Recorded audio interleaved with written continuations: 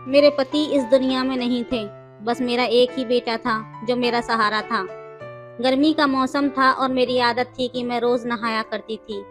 और हमारे घर में एक ही बाथरूम था जो कमरे में नहीं बल्कि बाहर घर के आंगन में था। जब मैं कमरे से उस बाथरूम में नहाने के लिए जाती थी तो मुझे ऐसा लगता था कि कोई मुझे छुप कर देख रहा है और घर में मेरे बेटे के अलावा और कोई भी नहीं था। बाहर से कोई आ भी नहीं सकता था। 2-4 बार तो मुझे ऐसा लगा कि जैसे मुझे कोई वहम हो रहा है, लेकिन फिर यकीन हो गया कि कोई ना कोई गड़बड़ जरूर है।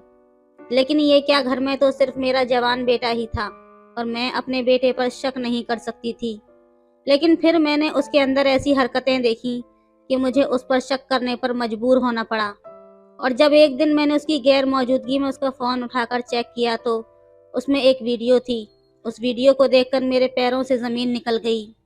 वीडियो में साफ साफ नज़र आ रहा था कि जब मैं नहाने के लिए बाथरूम में जाती थी तो वो मेरा नाम आरती है। मैंने अपनी सारी ज़िंदगी अपने पति के साथ बहुत अच्छे तरीके से गुजारी थी। जब मेरी शादी हुई तो मैं बहुत कम उम्र थी। शादी के 1 साल बाद ही मुझे बेटा पैदा हो गया था। मैं अपने बेटे से सिर्फ 17 साल बड़ी थी, इसलिए ज़्यादा बूढ़ी नहीं लगती थी। पर जब मेरा बेटा जवान हो गया तो मेरा पति इस दुनिया से चला गया था। अब मेरे बेटे पर ही सारे घर का खर्चा आ गया था। लेकिन उसने तो इससे पहले कभी पैसे कमाए ही नहीं थे। वो तो अपनी ही मौज मस्ती में रहा करता था। वो समझता था कि सारी ज़िंदगी मेरा बाप नौकरी करता रहेगा और सब कुछ ठीक ठाक चलता रहेगा। उसके बाद वो जैसे तैसे इस घर को चलाता था। हमारा घर इतना बड़ा नहीं था, घर में सिर्फ 2 ही कमरे थे, पर बाहर आंगन बहुत बड़ा था। ये घर उस ज़माने का बना हुआ था जब घरों में शौचालय नहीं बनाया जाता था। ये तो बाद में मेरे पति ने घर में एक छोटा सा शौचालय बनाया था जो बिल्कुल कोने में था। पर यह शुक्र है कि घर में शौचालय बन गया था, क्योंकि बाहर जाना बहुत ही अजीब लगता था। वैसे भी अब तो वो ज़माना गुजर चुका था। मेरी आदत थी कि मैं रोज़ नहाया करती थी। लेकिन जब से मेरा पति इस दुनिया से गया था और मैं बाथरूम में नहाने के लिए जाती, मुझे ऐसा लगता था कि जैसे बाथरूम के अंदर कोई झांक रहा है। मुझे एक दिन ऐसा लगा तो मैं डर गई। मैंने आसपास देखा तो कोई भी नहीं था। मुझे लगा शायद मेरा वहम होगा, लेकिन अगले दिन भी यही हुआ। मैं बड़ी परेशान हो गई थी। अब ये ऐसी बात थी कि मैं अपने बेटे को बता भी नहीं सकती थी। मेरा बेटा जवान था, उसका नाम राहुल था। वो बहुत ही ज़्यादा खूबसूरत था, लेकिन उसने कभी मेहनत नहीं की थी और आजकल उसे मेहनत करनी पड़ रही थी, इसलिए वो बहुत ज़्यादा चिड़चिड़ा हो गया था। मैंने उसे नहीं बताया। रात को वो खुद मेरे पास आकर बैठ गया और कहने लगा, मम्मी मैं बड़ा परेशान हूँ, सब कुछ कैसे होगा? हम तो 2 ही लोग हैं, लेकिन फिर भी इतने सारे खर्चे हैं। मुझे तो पता ही नहीं था कि पिताजी इतना सब कुछ करते थे। मैं तो समझता था कि ये सब कुछ बहुत आसान है। अभी तो शुक्र है कि घर अपना है।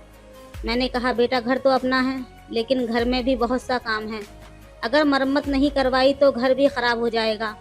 वो अपना सर पकड़कर बैठ गया और कहने लगा कि अब क्या करें? वैसे मेरे पास एक आइडिया है। आप मेरी शादी करा दो और लड़की वालों से कुछ रुपये मांग लो।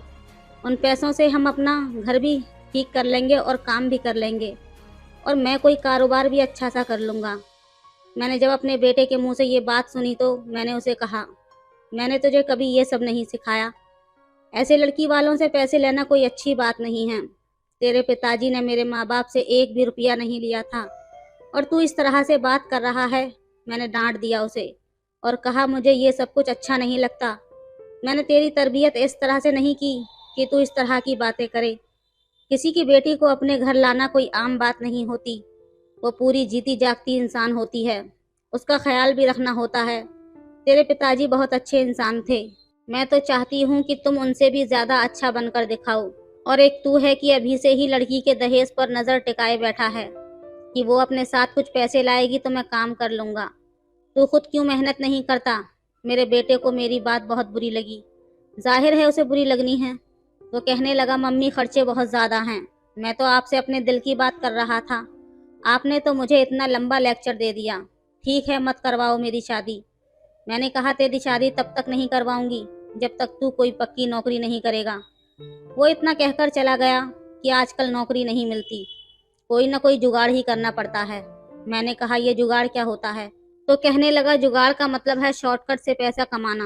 मैंने कहा ऐसे कभी कुछ नहीं हासिल होता, मेहनत करनी पड़ती है। अगले दिन मेरे पास एक औरत आ गई जो कि मेरी मुंह बोली बहन बनी हुई थी, और मेरे बेटे को उसी ने गोद में पहली दफा उठाया था जब वो पैदा हुआ था, क्योंकि वो एक दाई थी और आजकल वो रिश्ते वाली आंटी भी बनी हुई थी। उसने कहा राहुल को कुछ समझाती क्यों नहीं हो, ये जिन लोगों के साथ बैठता उठता है वो लोग बिल्कुल भी अच्छे नहीं हैं। पता है इसके दोस्त ने क्या किया है? तुझे बताऊंगी ना तो तू भी हैरान रह जाएगी, और मुझे लगता है कि तेरे बेटे ने भी यही सब किया होगा। मैंने कहा क्या मतलब? उसने कहा जो लोग इसके साथ ज्यादा उठते बैठते हैं उनमें से 2 लड़कों ने एक लड़की के साथ। वो बोल ही रही थी कि मैं पहले ही समझ गई। मैंने कहा नहीं, तू झूठ बोल रही है। उसने कहा हाँ ऐसा ही हुआ है, और मैं क्यों झूठ बोलूंगी, सारे मोहल्ले को पता है। शुक्र कर कि तेरे बेटे पर अभी तक कोई बात नहीं आई। मैंने कहा मेरा बेटा ऐसा नहीं कर सकता। उसने कहा ये तो मुझे भी पता है कि राहुल ऐसा नहीं कर सकता, लेकिन जब ऐसे बुरे बुरे लोगों के साथ रहेगा तो वो कल को कुछ न कुछ जरूर कर गुजरेगा, और नहीं भी किया तो वो लोग इस पर इल्जाम लगाकर बीच में से बच जाएंगे। वो सब तो बहुत अमीर हैं और हम गरीबों का क्या है। उसकी बात बिल्कुल ठीक थी। इस तरह के मामले में अमीर लोग बच जाते हैं और गरीबों को पुलिस पकड़ कर ले जाती है। लगता है इसी वजह से मेरा बेटा ऐसी बातें कर रहा था, कहता था जुगाड़ करेगा।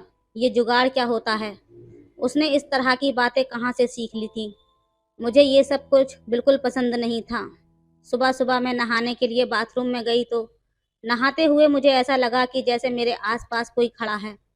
मैंने अपने मुंह पर साबुन लगा रखा था, इसलिए मैंने आंखें नहीं खोली।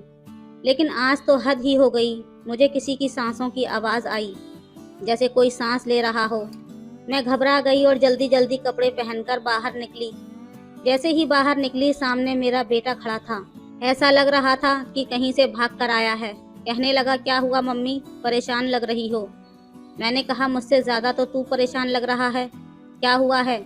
तो उसने कहा नहीं ऐसा तो कुछ भी नहीं है, आप बताओ क्या हो गया है।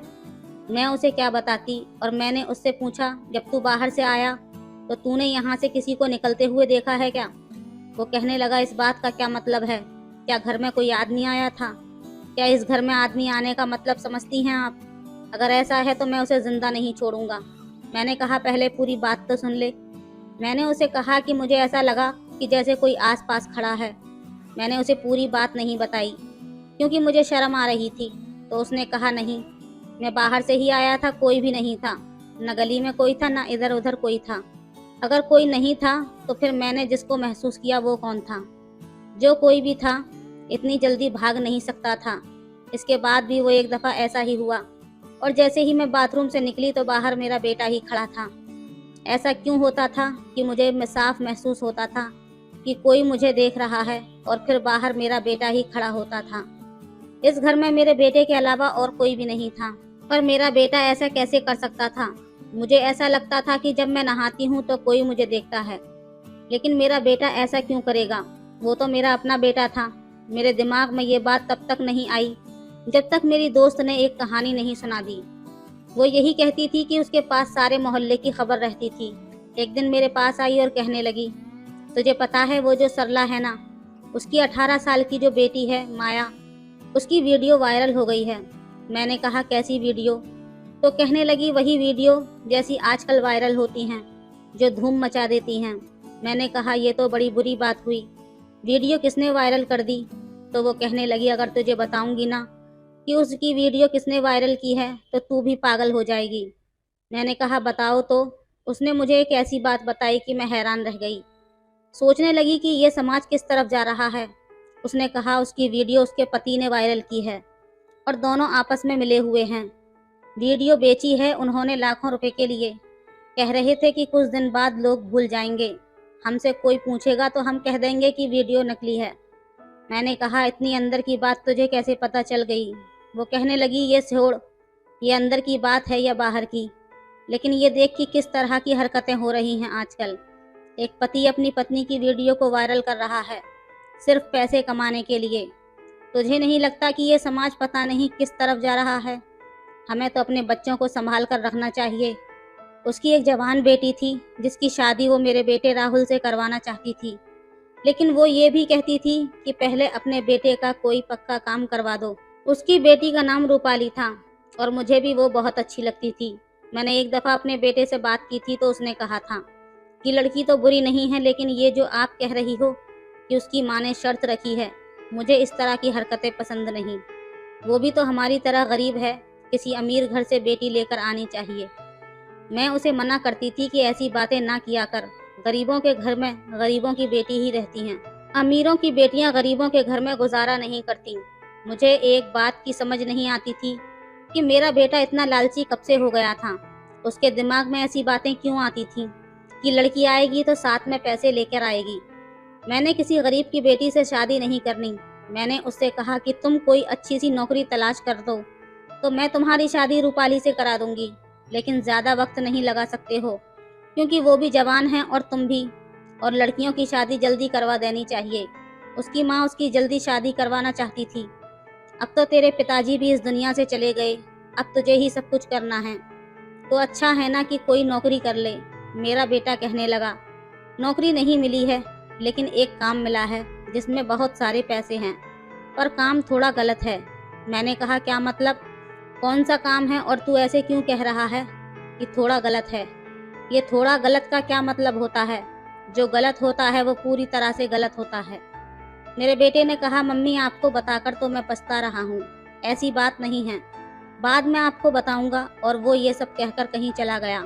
मैं सोचती रही कि क्या बात कर रहा था, मेरा तो दिल बैठ गया, क्योंकि आजकल जिस तरह की हरकतें हो रही थीं, किसी भी जवान लड़के या लड़की को अपनी बातों में फंसाना कोई बड़ी बात नहीं थी।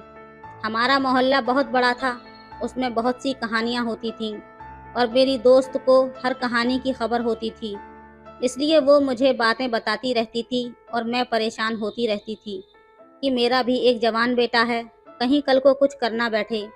जैसे उसने ये बात बताई कि पति ने अपनी पत्नी की वीडियो को वायरल किया, वैसे ही मुझे भी ऐसा लगता था कि कोई मेरे साथ ऐसे कैसे कर सकता है, कोई मुझे क्यों बार बार देखेगा। कहीं ऐसा तो नहीं था कि कोई मेरा वीडियो बना रहा था और मुझे पता ही नहीं था। ये सोचकर ही मेरा दिल बैठ गया था। मैंने सारी ज़िंदगी अपने पति के साथ बड़े अच्छे तरीके से गुजारी थी। मैं एक शरीफ औरत थी, और अब अगर इस उम्र में मेरे साथ कुछ ऐसा हो जाता तो मैं क्या करती? और अपने जवान बेटे को अगर ये बताती और उसे पता चल जाता कि ये सब कौन कर रहा है, तो वो जवान था, जज्बाती था, उसने भी कुछ करना था, उसने भी आराम से नहीं बैठना था। मैं जब ये सोचती थी तो बहुत डर जाती थी। ये शौचालय बिल्कुल कोने में बना हुआ था और पीछे गली की ओर उसकी दीवार एक ही थी, और इसमें एक बहुत बड़ा सा रोशनदान भी था जिसके ऊपर कुछ नहीं लगा हुआ था, लेकिन वो इतना ऊंचा था कि वहां से कोई नजर नहीं आता था। इसलिए हमने उसके ऊपर ना तो कोई कपड़ा लगाया और ना ही कोई जाली। लेकिन अब मेरा दिल परेशान था, तो मैंने नहाने से पहले उस रोशनदान के ऊपर अपना दुपट्टा लगा दिया, बस ऐसे ही लगाया कि कोई देख ना सके। लेकिन वहां तक पहुंचने के लिए तो किसी को किसी ऊंची सी चीज पर चढ़ने की जरूरत थी। गली बहुत ऊंची थी, हमारा घर नीचा था। इतनी मेहनत कौन करता है, वो भी एक बूढ़ी औरत के लिए। वैसे मैं इतनी बूढ़ी भी नहीं थी, अभी तक मेरी उम्र सिर्फ 38 साल की ही थी। बेटा मेरा जवान था और मैं उसकी शादी करना चाहती थी। मैंने कपड़ा लगा दिया और जब मैं नहाकर बाहर निकली तो ये देखकर हैरान रह गई कि कपड़ा अपनी जगह से हटा हुआ था। अब तो मुझे अजीब सा महसूस होने लगा, मुझे रोना आने लगा कि मेरे साथ ये सब क्या हो रहा है। मैंने तो किसी के साथ बुरा नहीं किया, क्या अपने बेटे को बता दूं? अब बात ऊपर निकल चुकी थी। इसका मतलब कि कोई ना कोई था जो मेरे साथ ये सब कर रहा था। पर यह बात भी सोचने वाली थी कि किसी बाहर के आदमी को ये कैसे पता कि मैं किस समय नहाने जाती हूँ। मैं रोज़ाना एक समय पर नहाने तो नहीं जाती थी। कभी कभी मैं सुबह नहा लेती थी, कभी दोपहर को और कभी खाना बनाने के बाद। और आजकल गर्मी का मौसम था तो एक दिन में 2 बार भी नहा लेती थी, क्योंकि मुझे बहुत ज़्यादा गर्मी लगती थी और मुझे साफ सुथरा रहना ज़्यादा अच्छा लगता था। कुछ लोग तो बार बार नहाते हैं, अपने आप को संवार कर रखते हैं। गर्मी के मौसम में 2 बार भी नहा लेना कोई ऐसी वैसी बात भी नहीं थी। गर्मी इतनी होती है तो 2 बार नहाने का दिल करता ही है। इसलिए मुझे ये बात तो समझ नहीं आ रही थी कि फिर सोच लिया कि बेटे को बता ही देती हूँ। मैंने उसे यूं तो नहीं कहा कि मुझे पक्का यकीन है पर मैंने उसे कहा कि मुझे ऐसा लगता है कि जब मैं नहाने जाती हूँ तो कोई देखता है मुझे, और मुझे शक है कि रोशनदान की तरफ से देखता है। मुझे लगा था कि ये सब सुनकर मेरा बेटा पागल हो जाएगा कि कौन है वो, मैं पता करता हूँ, नहीं छोड़ूंगा उसे। पर उसने कहा कि कोई बात नहीं है, आपको ऐसे ही लगा होगा, इस बात को छोड़ें, परेशान होने की जरूरत नहीं है। कौन है जो ऐसी हरकत कर सकता है, आप छोड़ो ये सारी बातें। उसने इस बात को इतना सामान्य ले लिया कि मैं हैरान रह गई। आपको ऐसे ही लग रहा होगा, कौन है जो ऐसी हरकत कर सकता है। इस सब का उसने जो रिएक्शन दिया था, मुझे उसकी उससे बिल्कुल भी उम्मीद नहीं थी। वो तो बड़ा गुस्से वाला था, और अपनी माँ के मामले में अगर कोई इस तरह से बात हो तो बेटे को गुस्सा आ ही जाता है। घर की औरतें तो अपनी इज्जत होती हैं, लेकिन वो बिल्कुल भी परेशान नहीं हुआ, और मुझे ऐसा लगा कि उसे परेशान होना चाहिए था। फिर उसने क्यों मुझसे नहीं कहा? मैं उसकी माँ थी और ये बड़ा मामला था, लेकिन वो तो मज़े से बैठा था। मैंने भी दोबारा बात नहीं की और सोचा कि खुद ही पता करती हूँ कि ये सब कौन कर रहा है। मेरे लिए आसान नहीं था, लेकिन मैं कोशिश तो कर सकती थी। मैंने अपनी दोस्त को कहा कि मुझे एक कैमरे वाला फ़ोन चाहिए, मैं रिकॉर्डिंग करना चाहती हूँ। उसके पास था फ़ोन, पर मेरे पास नहीं था। उसने कहा कि एक दिन के लिए अपना फ़ोन तुम्हें दे दूंगी, पर पहले मुझे बताओ कि बात क्या है। मैंने कहा कि नहीं, अभी नहीं बता सकती, बाद में बता दूंगी। मैं उस फ़ोन को बाथरूम में रखना चाहती थी और रोशनदान की तरफ कैमरे का मुंह करके देखना चाहती थी कि मुझे बाहर से कौन देखता है। मुझे ऐसा लग रहा था कि मैंने बहुत अच्छा आइडिया सोचा था। इससे ज़्यादा अच्छा आइडिया हो ही नहीं सकता। रिकॉर्डिंग भी हो जाती और वीडियो भी बन जाती, और पता भी चल जाता कि हरकत कौन कर रहा है, और मेरे पास सबूत भी आ जाता। मैंने अपनी दोस्त से फ़ोन लिया और ऐसी जगह पर रखा, रोशनदान की तरफ कैमरे का मुंह करके रिकॉर्डिंग हो गई। मैंने रिकॉर्डिंग भी कर ली, और जब रिकॉर्डिंग देखी तो हैरान रह गई, क्योंकि रिकॉर्डिंग ठीक से नहीं हो पाई थी। शायद उसका कैमरा ख़राब था। लेकिन उसके बाद उसने अपना फ़ोन मांग लिया और कहा कि मुझे फ़ोन चाहिए, मुझे ज़रूरत रहती है। उसे फ़ोन पर काम होते थे, वो लोगों की बेटियों के रिश्ते करवाया करती थी, इसलिए मैं बार बार उससे फ़ोन नहीं मांग सकती थी। अब हमारे पास इतने पैसे भी नहीं थे कि उस जगह को बंद करवा दें या फिर बाथरूम कहीं और बनवा दें। घर के पहले से ही हालात ख़राब थे। पता चला कि मेरे पति जब इस दुनिया से गए तो उनके ऊपर बहुत ज़्यादा कर्ज था। अब वो लोग सामने आ रहे थे और कह रहे थे कि हमें हमारे पैसे चाहिए, और मेरा बेटा सब कुछ कर नहीं पा रहा था क्योंकि उसका कोई पक्का काम नहीं था। मुझे भी सब कहते थे कि उसकी शादी करा दो। बिल्कुल ठीक कहते थे, जो पैसे दहेज में मिलेंगे उससे ही अपना कोई बिजनेस कर लेगा। लड़की घर में आ जाएगी, तुम भी अकेली नहीं रहोगी। मेरा बेटा आजकल बहुत परेशान रहता था। एक दिन किसी से फ़ोन पर बात कर रहा था और कह रहा था कि हाँ, आजकल ऐसी वीडियो से लोग बड़े पैसे कमा रहे हैं, लेकिन ऐसी वीडियो बनाना इतना आसान नहीं है। वैसे देखा जाए तो एक वीडियो की ही तो बात है यार, और अगली वीडियो आती है तो लोग पिछले के बारे में भूल जाते हैं। बात तो तेरी ठीक है, लेकिन मैं ऐसा कैसे कर सकता हूँ? मुझे ये सब कुछ ठीक नहीं लगता। मैं उसकी बात सुनकर हैरान रह गई। अब ये कोई फिल्म या कोई ड्रामा नहीं था कि सीधे सीधे सारी बात हो रही थी, और मुझे समझ नहीं आ रहा था कहीं वो वही तो बात नहीं कर रहा था जो मेरे दिमाग में आ रही थी। अगर एक पति पैसे कमाने के लिए अपनी पत्नी की वीडियो वायरल कर सकता है, तो क्या एक बेटा पैसे कमाने के लिए अपनी माँ की वीडियो वायरल नहीं कर सकता? और अगर ऐसा नहीं था तो फिर ये बातें क्यों कर रहा था? इसके पास करने को कोई और बात नहीं थी। ये तो एक गाड़ियों के शोरूम पर जाकर काम किया करता था और इसे रोजाना के थोड़े बहुत पैसे मिल जाते थे, लेकिन ये कोई पक्का काम नहीं था। ऐसी बातें क्यों कर रहा था? इसके पास बातें करने के लिए यहाँ कोई और टॉपिक नहीं था। जैसे उसने फ़ोन बंद किया, मैं उसके पास गई और मैंने उससे कहा, किससे बातें कर रहे थे? किसकी वीडियो बनाओगे और वायरल करोगे? तुम भी उस आदमी की तरह करोगे क्या जिसने अपनी बीवी की वीडियो वायरल कर दी? मेरा बेटा हैरान रह गया। उसने कहा, मम्मी आप कैसी बातें कर रही हो? कहने लगा कि बात को कहाँ की कहाँ से जोड़ रही हो? आपको क्या हो गया है? मैं अपने दोस्त से बात कर रहा था। ऐसी ही बात हो रही थी। मैंने कहा, तो फिर मुझे बताओ वो कौन सी वीडियो की बात कर रहा था कि आजकल ऐसी वीडियो बड़ी वायरल होती हैं। आजकल तो सिर्फ औरतों की वीडियो ही वायरल होती हैं, जिसमें औरतें या तो डांस कर रही होती हैं या फिर कोई और हरकत कर रही होती हैं। देखो, अगर मुझे पता चला कि तुमने भी कोई बुरी हरकत की है तो मैं तुम्हें जेल से भी नहीं छुड़ाऊंगी, तुम्हारी बेल भी नहीं कराऊंगी। मेरे बेटे ने तो अपना सर पकड़ लिया। उसने कहा, आप कैसी बातें कर रही हो मम्मी? मैं ऐसी हरकत क्यों करूंगा जिसकी वजह से मुझे जेल जाना पड़े?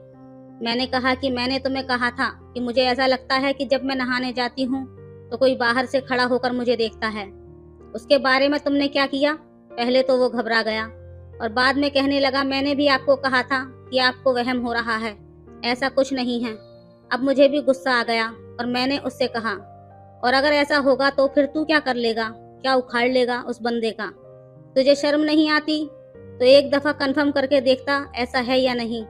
किसी से 4 पैसों का इंतजाम करके इस बाथरूम के रोशनदान को बंद करवा दे। ये इतना बड़ा रोशनदान है कि पूरा आदमी यहाँ से छलांग लगा सकता है। जब तेरे बाबा ने शौचालय बनवाया था ना, तो तब ये जमाना ऐसा नहीं था।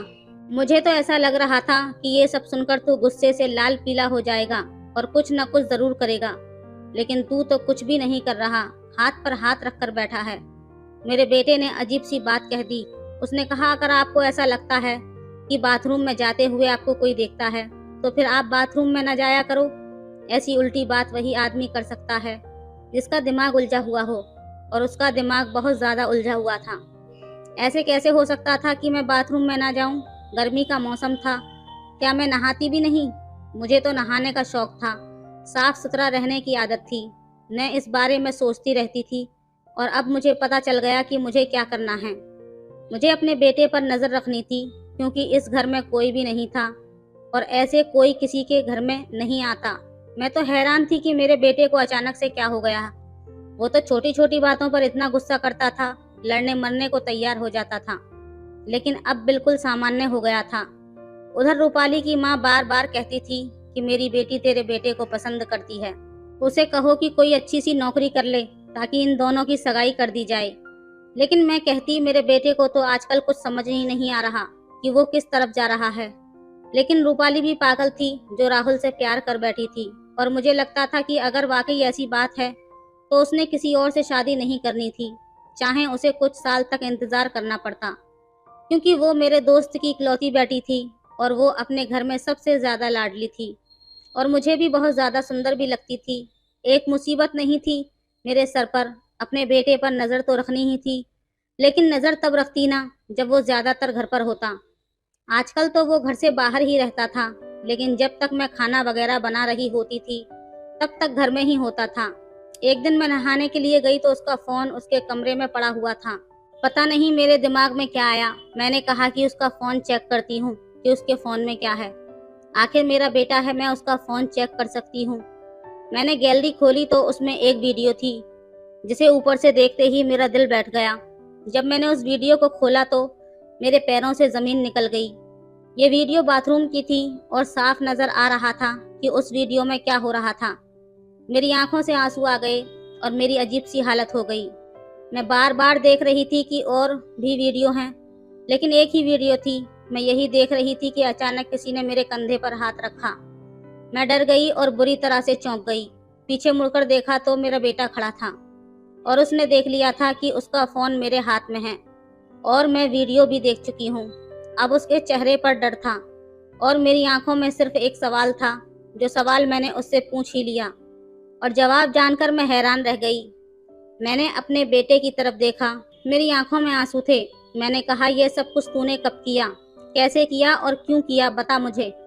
अब उसके भी आंखों में आंसू आ गए और गुस्से से उसके हाथ कांपने लगे। उसने कहा, उसी दिन किया जिस दिन आपने मुझे बताया था। आपको क्या लगता है कि मैं हाथ पर हाथ रखकर बैठा था? जब आपने कहा था कि कोई आपको छुपकर देखता है तो मुझे बहुत ज्यादा गुस्सा आया था, लेकिन मेरा गुस्सा करना आपको अच्छा भी तो नहीं लगता। आप परेशान हो जाती और डर जाती, इसलिए मैंने सोच लिया था कि आपको कुछ नहीं बताऊंगा, लेकिन जो कोई भी ये सब कुछ कर रहा है उसे पकड़कर ही रहूंगा। इसलिए मैंने पहले ही एक छोटा कैमरा रोशनदान पर लगा दिया था जिसका मुंह दूसरी तरफ था। उसमें आप तो दिखाई नहीं दी, लेकिन बाहर का दिखाई दे सकता था। वो हमारे मोहल्ले का ही लड़का है और उसी गली में खड़ा होता है। जैसे ही उसे पानी गिरने की आवाज आती है वो समझ जाता है कि कोई न कोई अंदर आ गया और अंदर झांकने की कोशिश करता है।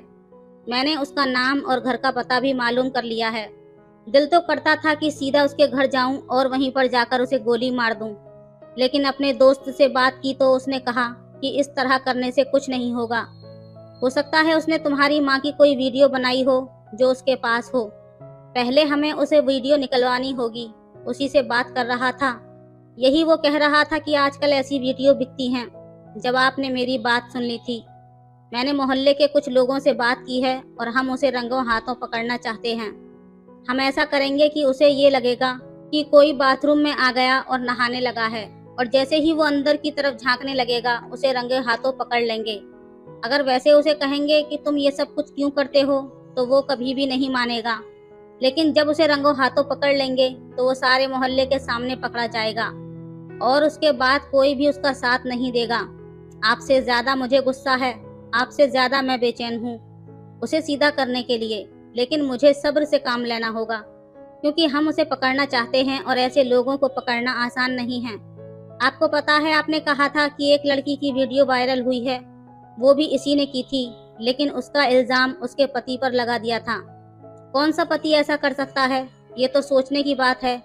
लेकिन मोहल्ले वालों को बोलने के लिए जब कोई बात नहीं मिल जाती तो वो उसे बात की कहानी बना लेते हैं और फिर आगे पीछे का कुछ नहीं सोचते।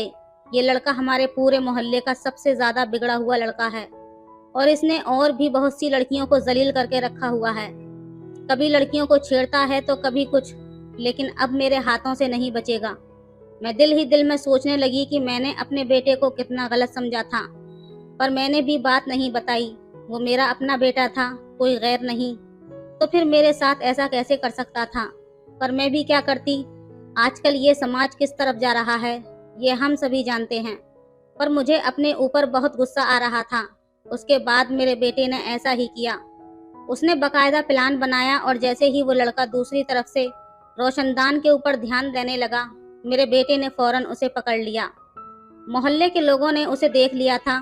उसके बाद सब ने मिलकर उसकी पिटाई लगाई और फिर पुलिस के हवाले कर दिया। उसका मोबाइल वगैरह सब कुछ ले लिया था, लेकिन पता चला कि कोई वीडियो नहीं थी, लेकिन और बहुत सी लड़कियों की वीडियो बनाई गई थी।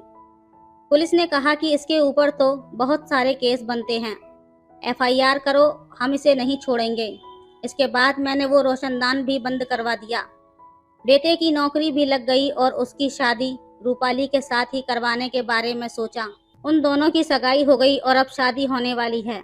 अभी भी मैं सोचती हूँ कि मेरे दिमाग में कहाँ से कहाँ की बातें आईं, तो मुझे बहुत गुस्सा आता है। ये सब कुछ मेरी दोस्त की वजह से हुआ था। वही लोगों को कहानी सुनाया करती थी। अब उसकी बेटी मेरे घर की बहू बनने वाली है, लेकिन उसकी बेटी उस जैसी नहीं है।